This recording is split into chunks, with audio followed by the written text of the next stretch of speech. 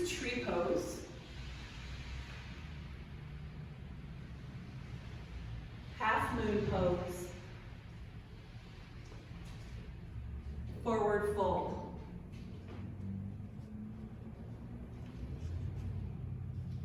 Now these are three of the oldest and most practiced poses in yoga. They existed for 4,000 years before they came to the United States just 100 years ago. And these three poses helped me learn how to walk again last summer. You see, it started in the spring of 2018 when I left my job to fulfill my dream of becoming a landscape architect. The move didn't go very smoothly, but my dream beckoned. So I started art school last summer. Well, about a month into it, I noticed that whenever I would stand up, I would feel dizzy. And there would be this pressure behind my eyes. Well, things got a little worse, and I noticed that I would have this swirling sensation that started at the base of my spine kind of all the time. And it would go up my spine, kind of circling every vertebra, until it finally got to the top of my head and would literally knock me off my feet. I would have to lay down immediately wherever I was, which wasn't really great when you're in school. But I have to tell you, things got even worse from there. I lost my ability to know where my body was in space. And in order to take a step, I had to flop my right foot down so I could see it. And I really couldn't do that without much help. My face was constantly numb. I couldn't hold a pen, and I couldn't write my name. And I really had trouble putting words together. In the 4 months that followed, I'm pretty sure every cell and every nerve in my body was examined. I knew all the names of the medical imaging techs. And I would have to listen calmly as doctors told me that my symptoms mirrored a stroke, and then MS, and then cancer, and then heart. I really wasn't sure I was going to survive, to be honest. Now, I have to say, has this been a kind of a dramatic story so far? But how would you feel if I told you this was actually the second time in my life that I've experienced these symptoms? You see, the first time was shortly after 9/11, and I was living in Washington, D.C. I had moved there to start over because my longtime boyfriend decided I wasn't the one for him. I had a great job offer, and I had a network of friends there, so I moved. Well, on that beautiful, sunny September morning, I was walking to work downtown, and I noticed the huge billows of smoke coming out of the Pentagon. And you kind of know the rest of that particular story.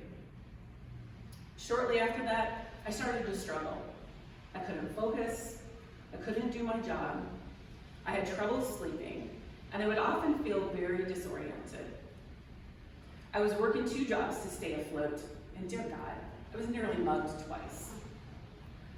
I wasn't sure I was going to survive. That job, the full-time one, well, I lost it. And I was very happy to see Washington, D.C. in my rearview mirror as I moved back to Ohio. So it was over, or so I thought. In the time since then, I've built a life for myself in Ohio. 15 years ago, I discovered yoga.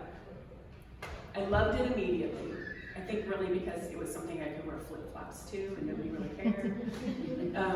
And then in time, I grew to love it because of the way it uses breath to link your thoughts and actions, moderate your behavior, and allow you to see what your choices are.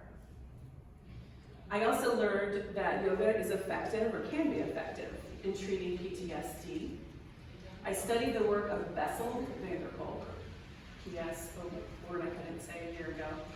And he's the first doctor that scientifically proved that yoga is effective in treating PTSD. He wrote a book. It's called The Body Keeps the Score. And it's about how trauma can get trapped in a person's body. And then when they would experience something similar, it can come out unexpectedly. That's what happened to me last summer.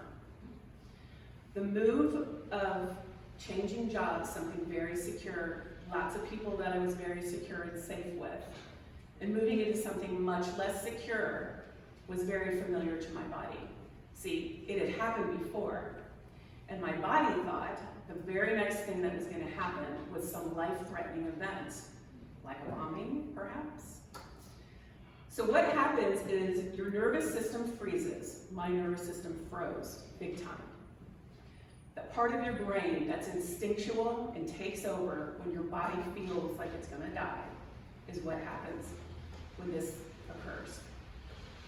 This time, however, it was a lot worse than the first time, obviously, from what I told you. This time, however, I had yoga. I knew how to use it, and I knew it was effective in treating what I kind of thought might be a PTSD reaction. So I did yoga every day. I had a great back porch. It was always there. The sun was always out. It was always warm. And there was always a beautifully warm, very gentle breeze blowing. I practiced tree pose on my right side to tell my brain and retrain it was okay to trust that side of my body again. Half moon pose, terrific for finding calm and balance when you are moving in a lot of directions at once.